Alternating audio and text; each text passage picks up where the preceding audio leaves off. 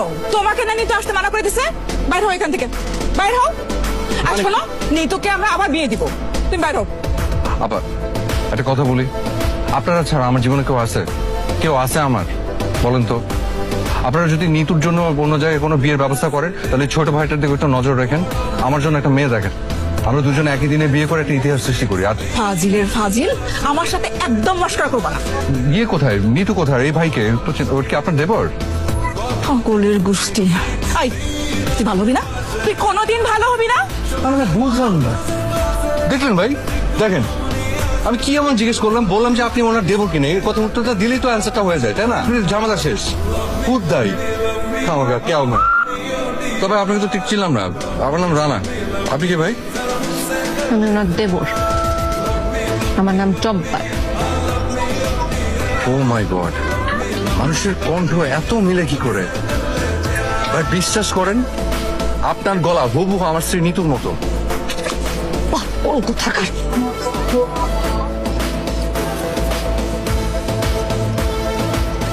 ভাইজা, ওই নিতু কালো আপনার ডাকতেছে। কোথায়?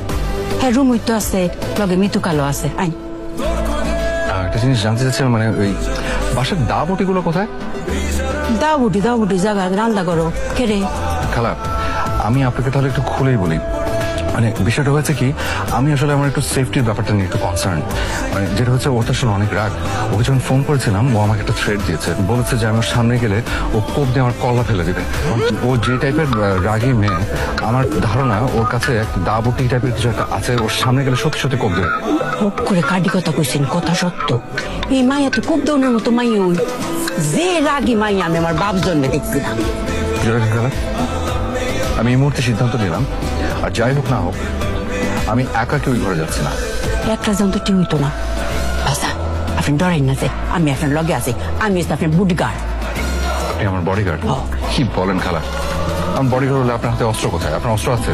ভালো হতো মনে করছেন তো, দুইটা বিয়ের সমিতি আমার হাতে আছে। ও নিয়ে গেছে।